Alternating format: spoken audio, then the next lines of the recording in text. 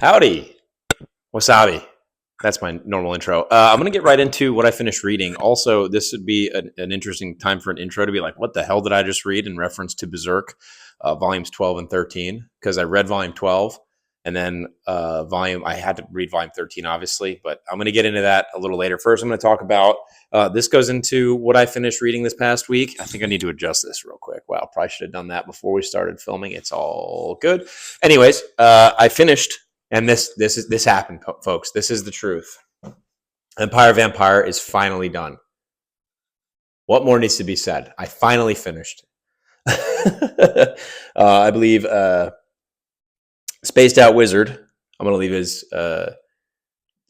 link in the description, in the comments, or in the description. Wow, to his channel in the description. He just did a great video on why everyone should read this. If you haven't read it, please get to it. It seems by my comments that everybody has read this book.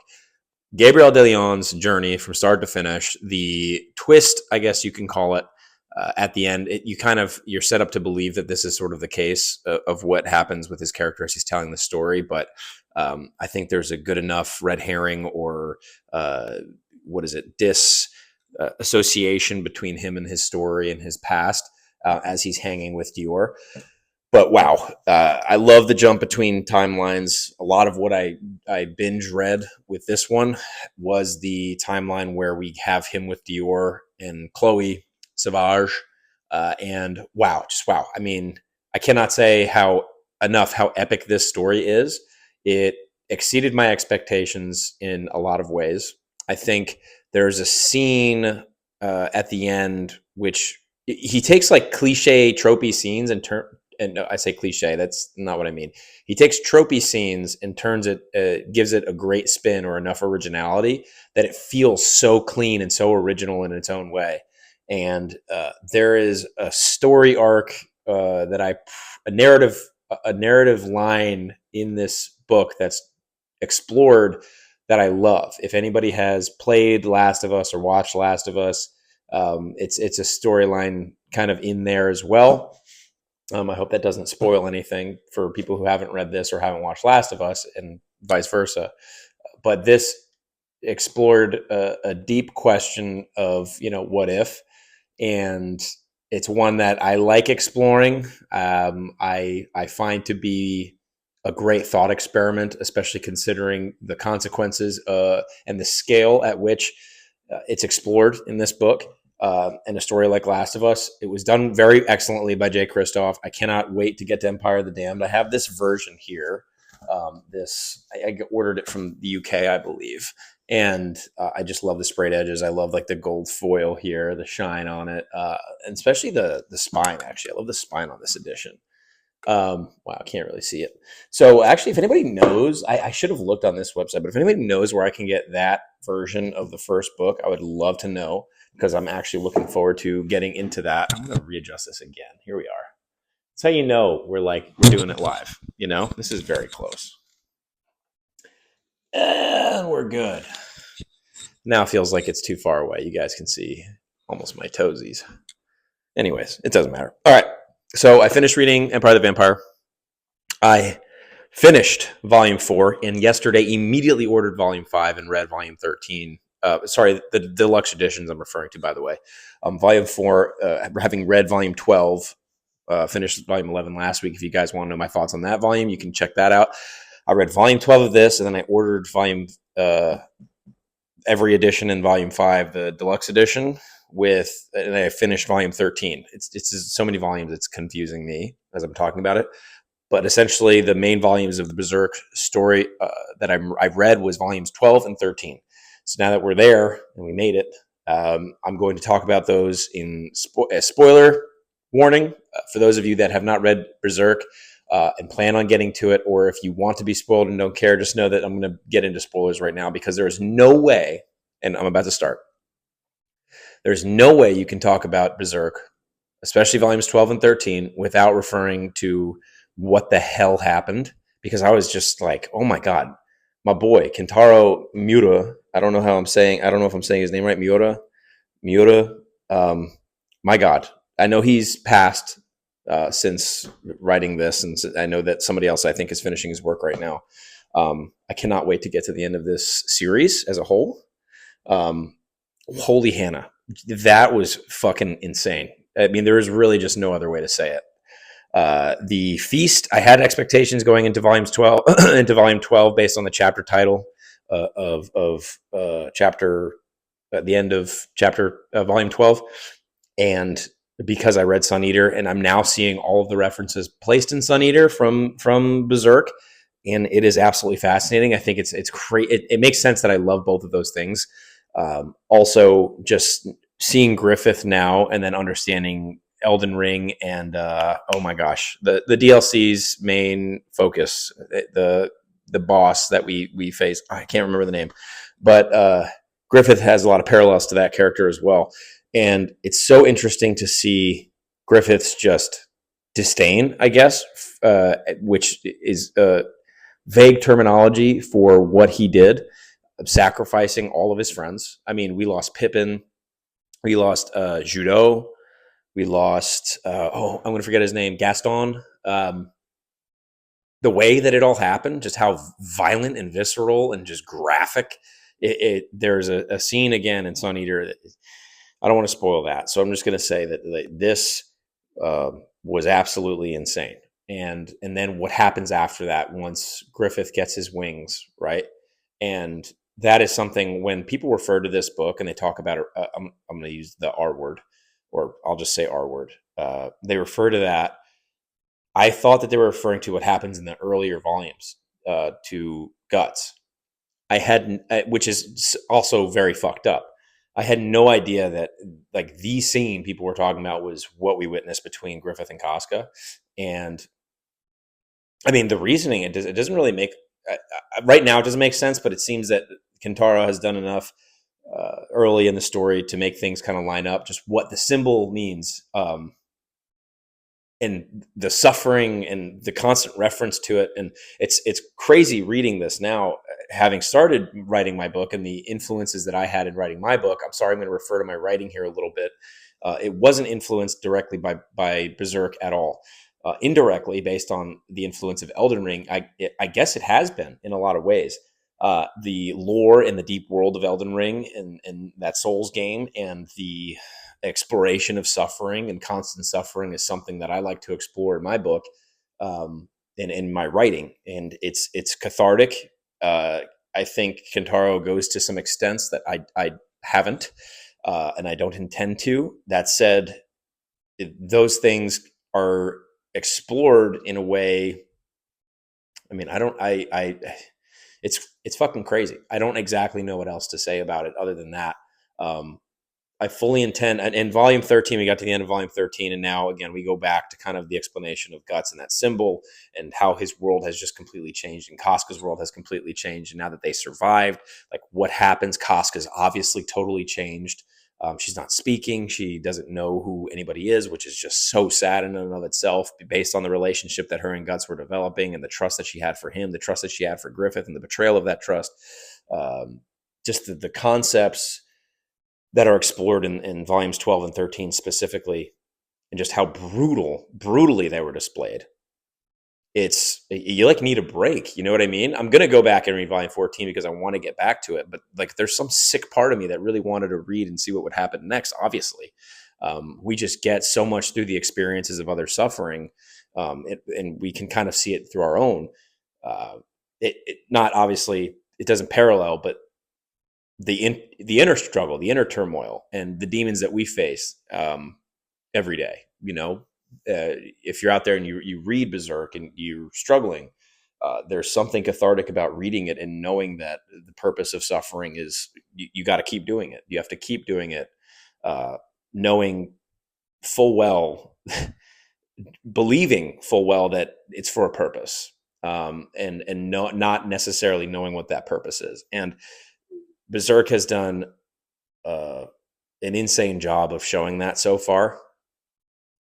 My writing, I guess, indirectly was influenced by Berserk in one way or another, because of the ripple effect that this story has had on a lot of the art that I love and enjoy, even Sun Eater. And it's so interesting to see the parallels between a character like Guts and a character like Hadrian. Now I'm referring to for those of you who are here for just the Berserk stuff and have not read Sun Eater, I highly recommend that series to you.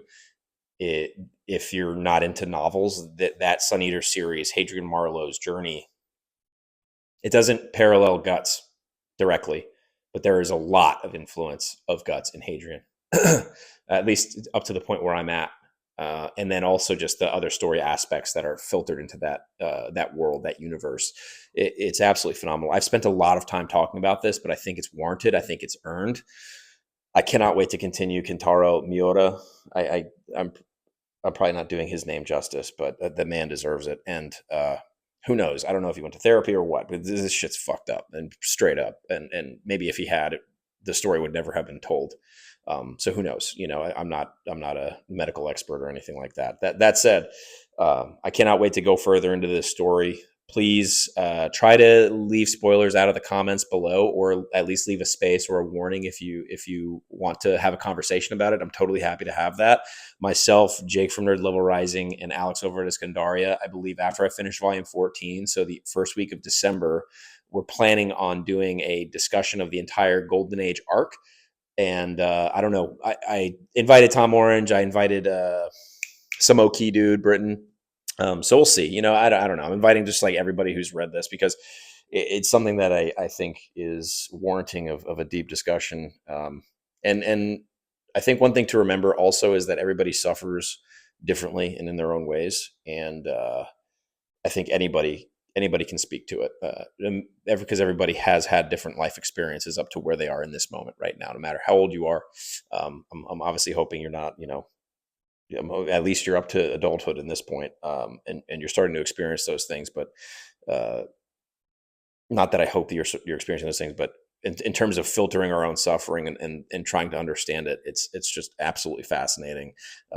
His commentary on it, which I don't think it was done on purpose. I don't know. I just don't know. It's absolutely insane to see what Guts is going through. And then also just the badassness of Guts cutting his arm off during that scene. I didn't know how he lost it. I figured, I was like, oh, one of the demons eats it. He fucking cuts it off. You know how fucking sick that is? Oh my God. It was so cool. And not that scene as a whole, but when he did it, you're just like, he is just filled with this visceral emotion of just anguish and anger, and so much that he just cuts his own arm off because he's being held against his will, and he just fights until his will is he just tries to control his will in a moment where it's out of his control, and he survives something unsurvivable. It's absolutely insane. It was done so, I'm going to use the word well, in terms of the way that it was portrayed. It was absolutely bonkers, just like so fucked up. But well, in the way that it was, I mean, there's a reason this is one of the most successful mangas and animes to this day, right? And so, yes, I am loving my journey through Berserk so far. I've talked probably 10 minutes about it, so I'm gonna move on to what I'm currently reading, which I kind of tied into what I was just talking about. I finished volume 4. I'm currently in the middle of this deluxe volume 5 edition. Volume 14 is coming up probably. I'll talk about it next week. And we'll get into volume 15 by the end of the month. And then that'll lead into the discussion with Alex and Jake over at Nerd Level Rising, and Alex at Iskandaria. So what else I'm currently reading? I'm reading Royal Assassin by Robin Hobb. I need like a second after talking about that, because just holy shit. Like that, I mean, it was just insane, absolutely insane. I haven't wanted to like continue in a story and like been so utterly not disappointed, but enthralled by something absolutely so sick, but so worth seeing Guts' journey. If that makes any sense, I don't know. I'm probably not doing it justice, but it's done excellently. There are probably better people on YouTube that can articulate their journey through this a little better, and I would say go find them. But please feel free to comment down below with the discussion. I'm more than happy to have it. Now, Royal Assassin is what I'm currently reading. Okay, I can do that now. I am 25% way through this so far. I finished up Empire of the Vampire like Monday or Sunday. It's Thursday right now. It's Halloween. Happy Halloween, by the way. I'm not wearing a costume. Sorry. And I'm 25% of the way through this right now. Fitz's journey so far. We get to see a little bit more of his relationship, we'll call it. It's a vague, I'm using that term loosely. But we're seeing his establishment into the court after what happened at the end of book one. And we're starting to see, kind of like that comeback arc for Fitz. And we're seeing his relationship with Verity grow. I hope none of this is spoilers. I'm not going to get into too much deeper than that, but we have a relationship establishing between him and another animal, and that whole thing happening is very, very interesting. It's very cool. There are a lot of things that happen to Fitz, or at least Fitz's life, that a parallel. Obviously, I'm not a noble bastard, but there are some cool aspects of his life that you kind of see in yourself as a young kid. I think the voice is done so well, and then the maturity of his voice is also done very well in a very unique and interesting way. Again, I'm enthralled by Robin Hobb's writing.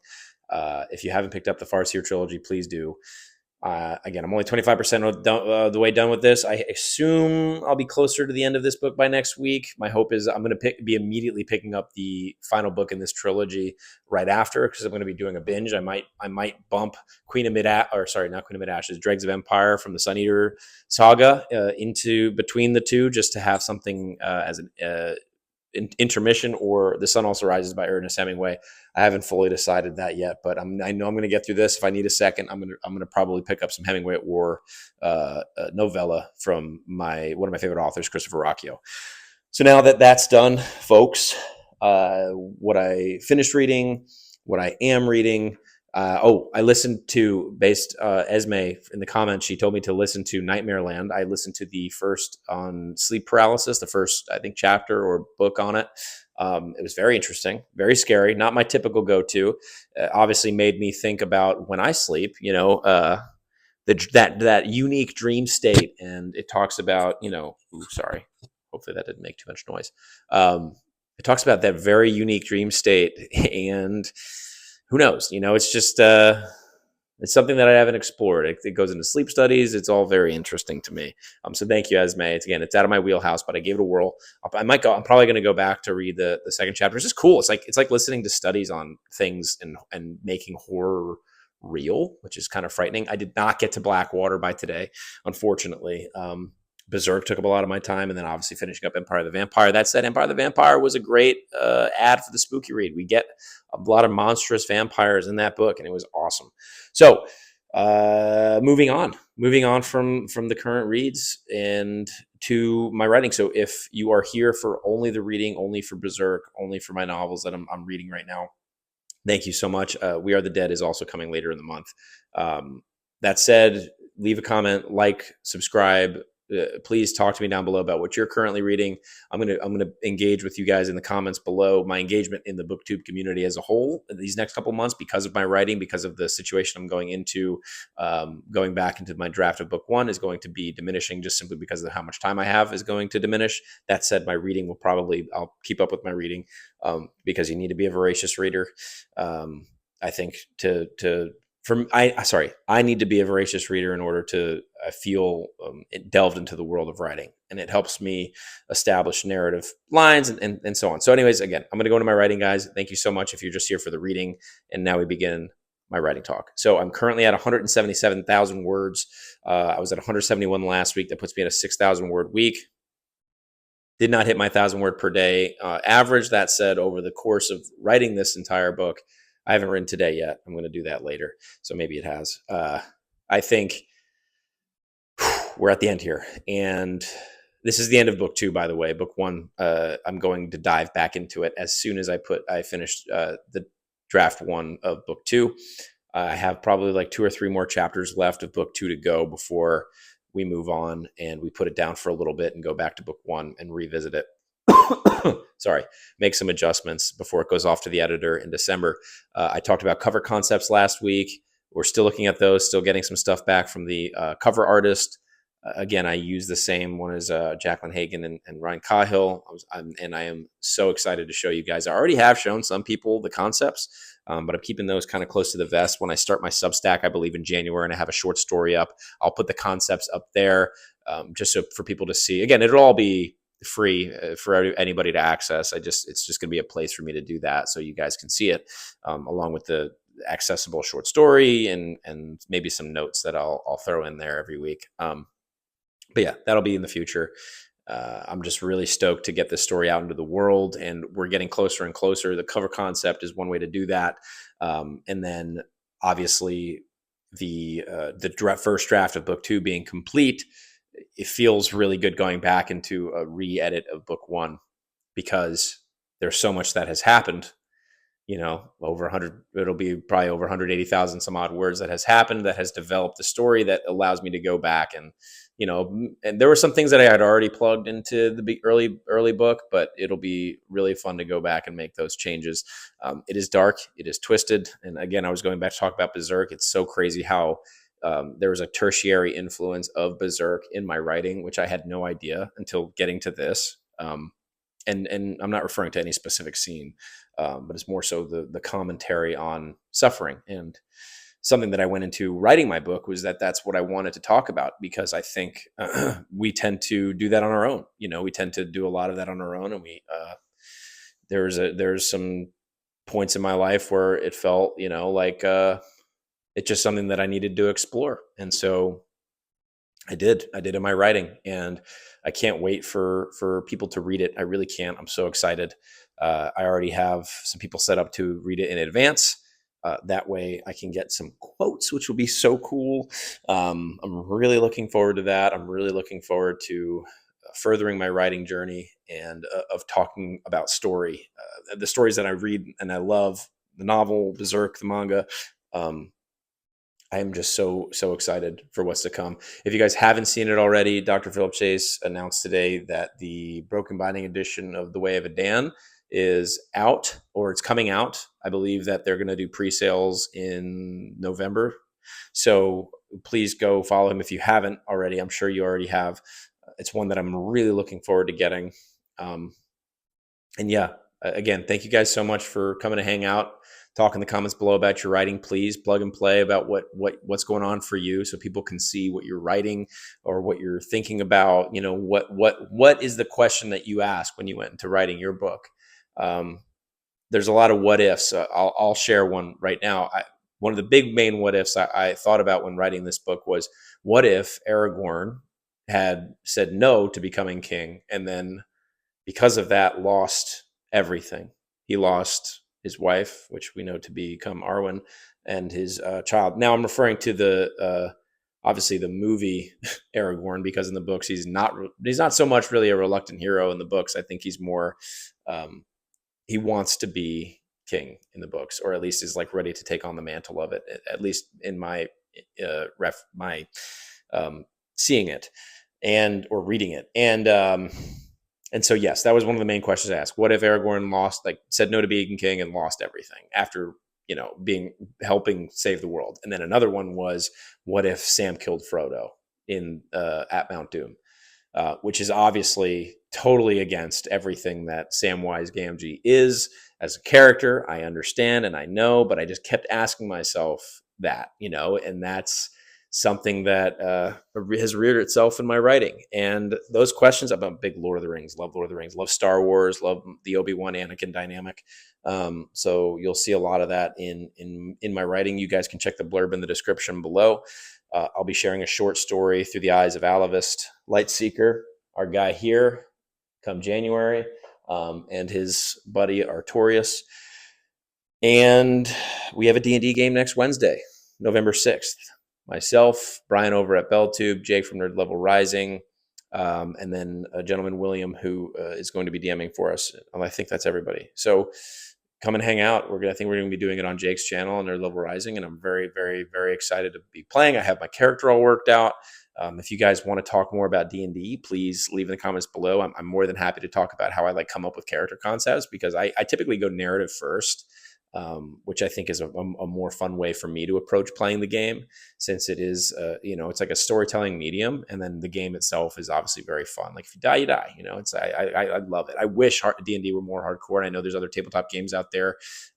Leave your favorite tabletop game down in the comments. I know. Let's just talk. Let's chat. Anyways, guys, thank you again so much for coming to hang out. I will see you next week.